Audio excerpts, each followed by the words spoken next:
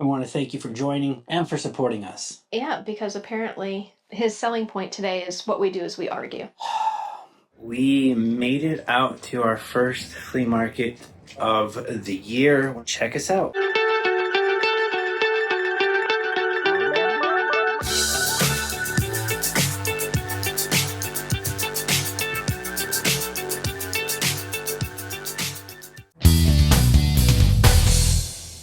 Guys, welcome back to the channel. Let's talk about the number one issue with reselling, and that is death piles. Now, we all know what death piles are. Matter of fact, if you're a first-time reseller within that first year, that is actually how you learn to resell. Our way of getting rid of death piles is a little bit more, not complicated, but fun. Let's show you what I mean. So this is our garage during flea market season. And what do you take to a flea market? Well, it's the stuff you can't ship. So we're talking about posters, vintage advertisement for when Tom Petty released his album, Full Moon Fever, 1987 David Coverdale Whitesnake poster. In the past, people have just simply bought those for the frames. Other things that we were taking, play sets. You don't want to ship this. We actually have the action figures that go with the Mutant Mayhem. It's basically like a toy show, but it's going to be less polished. Requires more work than a toy show because we actually have to bring our own tables. Over the years, we've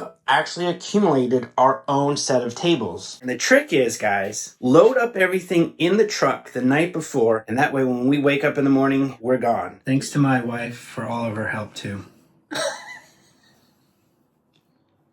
Okay, awesome. This guy did not last long. He just sold on Etsy Friday night. Within 2 weeks on Etsy for $45. We're going to show you reselling isn't all fun and games sometimes. So one of the things that I gauge as a success meter is the amount of, stuff we take, right? For example, these blue Sterilites 45-gallon containers. We have 2 of those. And this time we're only taking 1.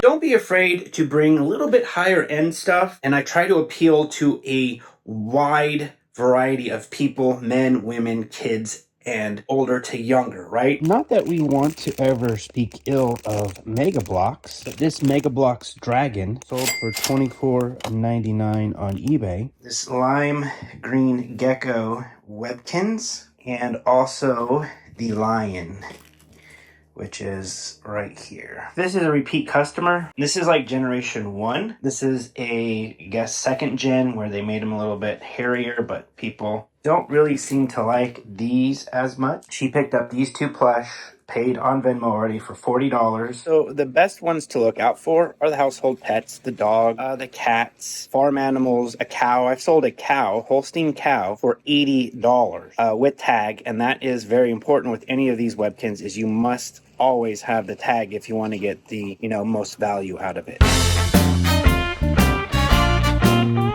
You will frustrate yourself and you will cause yourself more work and more headaches if you forget to delist something on an online platform that you sold at a flea market. 1 coffee cup dropped us from top-rated seller on eBay to above standard. And sometimes on the stickers, I'll put L next to the price, knowing that it's listed. When people buy, they buy fast. Sometimes they'll just walk in real quick, give you the money, and you're gone. As I'm talking, I didn't even finish the delisting process for this gecko. So that is how kind of easy it is to lose track of what you're doing. Also, with electronics at flea market, you want to plug these in, record them working on a video on your phone, so if somebody asks you at a flea market, you'll be able to get your asking price if you can show them that it actually works. So the other thing we also take to flea markets are the large pieces of furniture and the larger home goods. Here is an example of my death pile. I found these in Iowa. All right, guys, we have a sale already. Before we go to the flea market, you've seen this before. Pinocchio Storybook Adventures.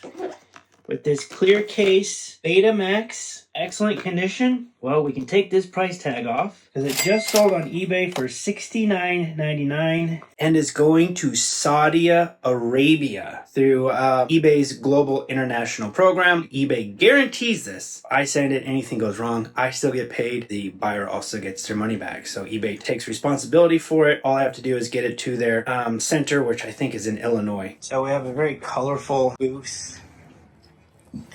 A little bit of everything. Jessica has her side. I have my side. So this is Jessica's side. Very well. So we have like a U-shaped booth. Got hats out here in the front. Trays, toys, figures, media. This has really helped out at our booth, as well as these shelves. Go 4 high, got media, books. We're doing books this time. I didn't bring any records, didn't have any room for records, but a lot of media, just seeing what's going to happen this time. A lot of people building up their media collection, some toys. So here's the view. Nice little U-shaped. Got my posters out. We got the horror, we have the Disney, we have the Star Trek.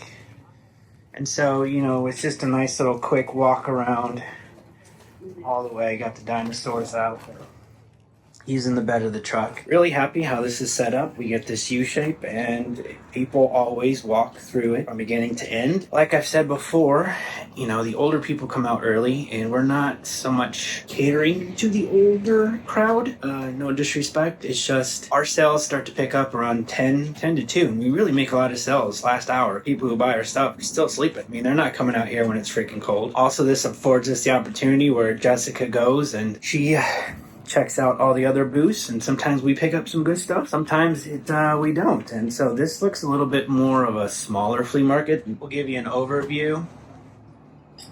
The booths aren't as big, and we've noticed a lot more vendor spaces have stayed open during the years, which is unfortunate because, you know, the smaller it is, the less people come out, and that's the antique mall where our stuff is. But I can say we've never had a bad flea market day. We've always made money, always worth our while coming out here. I think the only time I had anything bad was like it started to rain, there was a lot of wind, and like some freaking tempest came and picked toys up and just shot them in the air like 30 feet, and that was pretty wild. I'm gonna check on my booth while we're here.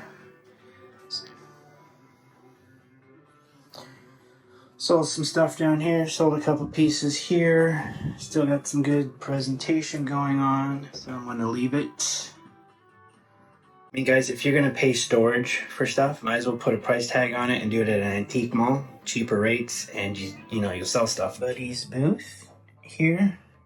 He's got a nice job of the hut there. I don't know what that's from. It just says Black Series. So it took about 11 o'clock, but now at 11 o'clock, we're starting to see a lot more action, a lot more people walking through, a lot more people actually showing up parking lot, and it's starting to pop off.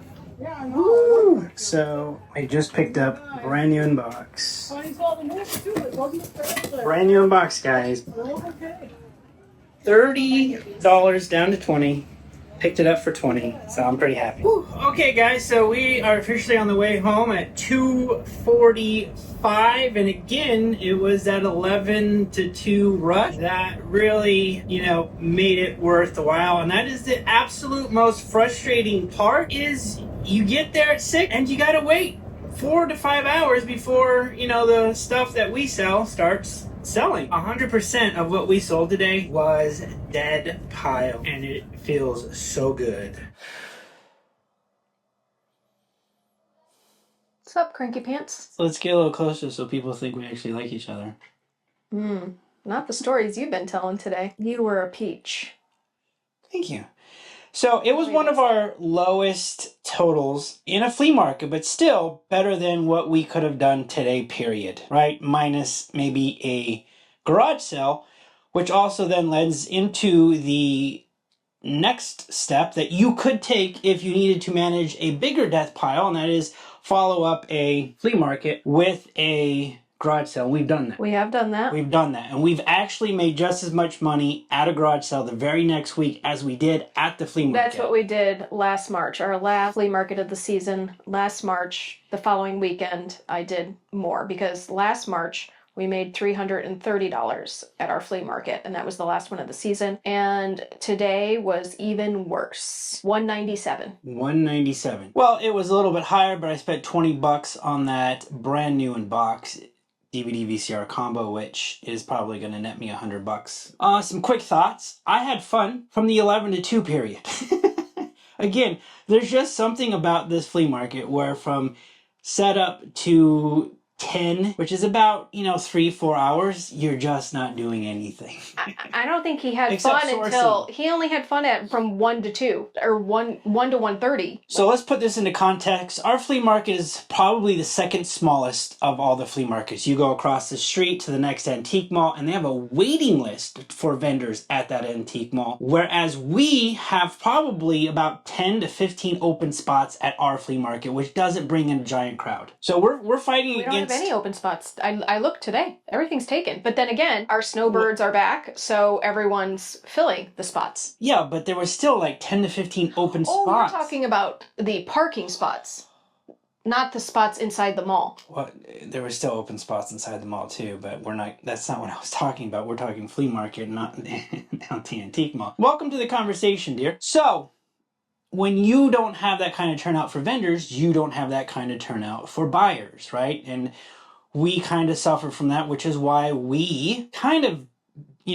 die where we plant our flag, meaning we have a booth inside that antique mall, no interest in going to any other flea market. We're going to support them. They support us. We've been there for a few years, and so that's just where we've planted our flag. But still, guys, that's 100% of our death pile, and what can't be unsubstantiated in my opinion, is if I feel 300 pounds lighter in the $200 we offloaded today. Literally some stuff we've been holding on for close to 3 years. The other great takeaway was I got to meet a couple people today that had similar interest. VHS guy, free VHS from me today. I wish I could have filmed it, but I don't film people because then I have to ask them and I don't want to film personal. He bought Conan the Barbarian, he bought Close Encounters of the Third Kind, and he bought Space Camp. And when he saw Space Camp, he geeked out harder than he did for those other two. Matter of fact, we both geeked out because we were like, man, we both have Space Camp. This was my personal copy. Now you got mine because I upgraded. And he was going to go home and immediately watch Space Camp over Conan the Barbarian and Close Encounters of the Third Kind. Two guys in their 50s just yakking it up about physical media. If you've joined the YouTube channel because of the conversation, or if we've talked to you at the flea market, we want to thank you for joining and for supporting us. Yeah, because apparently his selling point today is what we do is we argue. I was merely just being relatable to the neighbors who were arguing, and I'm like, we all know it. We've all been there. If you've been married more than 20 years, you don't have to explain it. They've been married 53 years, and he was a nice guy. So He's been a neighbor of ours, usually at the flea market for a while. He was very supportive. We have a toy show in 6 weeks, where I think that's where I want to live. The flea market's just... our flea market is just, it's a different animal. I saw a lot of older people buying older stuff. I did something differently. Previous flea markets, like he said, this is our 3rd year now. Sorry, guys. October, November, December, usually the slower ones for us. For whatever reason, we always do better in the one in January. I had heard actually more than one person today say no unnecessary purchases, which a lot of our stuff is unnecessary purchases. Yeah, I mean, I had a lot of interest in books. Like, I took books. That was my main focus. See if I could connect with some book people. And I did. And I had one lady pick up a Harry Potter book that she was hugging for dear life. And I didn't have a price tag on it because it had its own $75 retail price tag on it, which would mean how much? I would say $40. And they would be like, oh, that's almost a 50%. Well, even at $40, and it's a giant special edition Harry Potter, right? She had to say goodbye to it. And I had a Dracula book tie-in, movie tie-in, and that's a $50 book I had for $30, and again, they passed on it because $30 was too much for a book. I saw a lot of that, just people just not wanting to pull the trigger on that, and that's okay. It's okay. We still got a lot of compliments on our layout. You know, we're kind of known for having the good stuff too. We started the day off with one of the vendors coming over and asking Jessica if she had a Louis Vuitton purse. She just walked over and said, hey, you got a Louis Vuitton? we bring Kate Spade and we bring Coach, but we don't have Louis Vuitton. Like Louis Vuitton is in a flea market, but she walked all the way across the parking lot to ask Jessica, hey, you got a Louis Vuitton? At the end of the day, would I do it over again? Yes, but again, I have to digress and just say, I hate that 6 to 10 period where there's absolutely nothing to do. Yeah, you walk around. And that's where I forgot to film, guys. That's where I forgot to film. I should have filmed Negative Nancy, Debbie Downer. No, she went off looking and sourcing, and she didn't film that either. So, I mean... Because there was nothing. I actually got the biggest score at the flea market and was sitting right next to me, and I had an eyeball on it all day. And he almost missed DVD it. VCR combo, and I was waiting for her to put it into the vehicle, and as she was putting it into the vehicle, I asked her, how much is that? She's like, $30. I said, you take 20? She's like, yeah, I'll take 20. She knew what it was worth, but she did not want to go through the process of putting it on eBay and making that money on eBay because she didn't want to ship it. She hates shipping on eBay. It's a necessary evil when it comes to death piles, making some of your money back, and that's what we did. I don't think what we did was a lot of profit today. It was a lot of making our money back. It's presence. It's, remaining to be there. People knowing, again, that we have a booth inside. It's giving a couple business cards. It's, Had a contact with an elderly lady who was looking at all the stuff that we had, and she's like, well, I got a box of old G.I. Joes from when my kids were playing with it a long time ago. They're grown now. What should I do with it? Here's my phone number. Here's my card. Here's my details. Call me. I'll buy it. She's like, oh, I got a big box of these bomb thingies. And I'm like, I'll come and pick it up. Because that's exactly what G.I. Joe guys are looking for, those parts for their vehicles. You make connections too. So there's the intangibles that really you hope will flesh out at the end of the day. And we did sell a little bit of everything. I did sell a book. She did sell Lego, Funko Pops, the action figures. The only thing we didn't sell that we normally sell or have sold really well is plush. Plush. We sold 0 plush, and this is the first time in 3 years I've sold 0 plush at a flea market. Yeah. That's how bad the economy is, I think. It's just like the plush is the absolute unnecessary item of the household, and people weren't going for the unnecessary today. Yeah. Surprisingly, we sold good on shirts. Washed our hands with the Pokemon cards. We got all our money back. Oh, thank God. 2 people were going at it at the same time, which really saved our hide because if one of them wasn't going for it, that other wouldn't have bought it. But it was so funny. There was all this, phone calling, the kid and the guy who wanted it, but he was waiting for the woman to walk away. And I said, you want it? And he said, yeah. And I said, I just walked over there and said, this has now been sold. I'm sorry. And just like, I'm done. Like, you want it? Well, because there was now a third person looking at it. Yeah, so I was like, it's sold. So we got our money back on that. We already made our money on that. So we had already made our money back. I mean, that actually is just getting our money back. And we told him that. Like, listen, you're paying $40 just for the binder. Yeah. The cards, you're not even getting charged for. It's just we want our money back for the binder that we got off of Amazon that is basically practically brand new. So guys, this is a no frills video. Reselling can be a no frills event when especially with this guy are dealing with Negative Nancy. Debbie Downer. When you're dealing with flea markets and you're at a slow flea market and you're at one of the Downer Donald. Honestly, I think we probably, even with what we did, we might have did just as much as what those other people did, our neighbors. But I thought you guys should know this is the experience. It's been a day and a half. It's not the glamorous. You always see these YouTube videos where it's fun, fun, fun. But here's a real world view of what you need to do if you're going to be a reseller and make it, And this isn't making it. This is breaking even for us. But we still had fun. There's still going to be some money to be made off the VCR contacts. People that we met today. Well, everything we didn't sell, we still. I mean, we did That's do a small. We did do a small donate pile. Of things that we've been holding on to for too long that just haven't moved. If they have sat for a year, I'd say at least a year, some of this stuff. Actually, one thing I delisted today was August 16th, 2021. So. Yeah, so we sold stuff that was almost 3 years old. We're donating back stuff. So we're okay with that. And that's why we're okay with returning stuff to Goodwill within that 7-day period, because at some point during the year, during flea market season, there's a good chunk that goes back to Goodwill in the same condition we bought it, and they get to make their money all over again.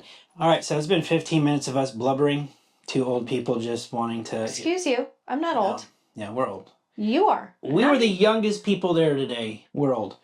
No, I'm not old. But guys, thanks for watching. Hope you enjoyed it. Hope you got some information from it. It was brass tacks. It was getting rid of stuff. It was selling, sell, sell, sell. Oh, hey, you probably thought that was the end of the video, but late last night on Etsy, somebody must have heard us. I can see it right there. And it is this guy, little baby Grinch. So we sold this guy on Etsy Saturday night for $40 plus shipping. It was a busy morning. 50, 70, 80. I had a local pickup, so it was a Toshiba DVD VCR combo, and it was an awesome experience because he is a physical media enthusiast. He loves VHS. He actually asked if I had VHS. I actually pulled him out from what we took to the flea market yesterday. I said he could have 5 free copies since he drove, and I insist on local pickup because I was able to demonstrate it working, and it also worked out because he was able to pick up 5 VHS that he was looking for, picked up a 6 copy, gave me $5 for the experience. I gave him a bottle of water, and he was one happy guy. That's what I love, dude. One weekend where I meet 2 guys who love physical media, the VHS, the 80s, and having that struggle, going, yeah, the wife, the girlfriend's a streamer, and I'm a physical media guy. There's got to be a support group for those kind of people. And I have a lead on the actual VCR, Toshiba VCR, somebody coming by later to pick that up. Last footnote, guys. Why did a guy drive all the way from Central Phoenix an hour to my house? Because he was going to all these Bookman stores, these used media stores, and they're selling what I'm selling for $200 to $300. Man, is this stuff blowing up? That just means, man, these are getting harder and harder to find. All right, guys, Sunday night. This is the end of the weekend, and a guy just came and picked up a VCR, $45. I took a cash offer down from 60, and I had to make this quick little video, show you what I sold, and to offer this little tidbit. Now, he wasn't a very happy person because he went to a Goodwill and bought a VCR, took it home, and immediately put one of his most favorite family tapes in it, and it ate it. Always have a tape to test the unit first. A tape that you don't mind getting destroyed. Tester I used is right in here, and it's Clash of the Titans, guys. There's somebody wrote on the cover, so not really going in the collection. It says, to my daughter Shannon, I love you very much, for $9.99. My wife was like, why are you buying 2 of these? Well, the reason I bought 2 of these is because I just sold one on Etsy for $60 plus shipping. And now I have one more to sell. It's getting to be Christmas time, so I printed off the little gift receipt. So it's a Christmas present in November. We all know that a flea market is a great place to sell. It's also a great place to buy. Let me show you one of the coolest finds at a flea market that I found. It is a Panasonic AM, FM, or FM radio with VCR. It had both remotes. Nothing wrong. I can play VHS on it. I can play video games on it. I got this for $25, and this is about a $200 TV in this condition. They're highly sought after by VHS enthusiasts, video game enthusiasts, and then she told me what she was interested in was at least having a VCR for a TV that she had in the room, and so I sold her a VCR, $10, which means that I got this TV for $15 at the end of the day. So for those days you just want to get away, pop some popcorn, sit on the floor like you were as a kid, and you could watch your favorite movie of all time.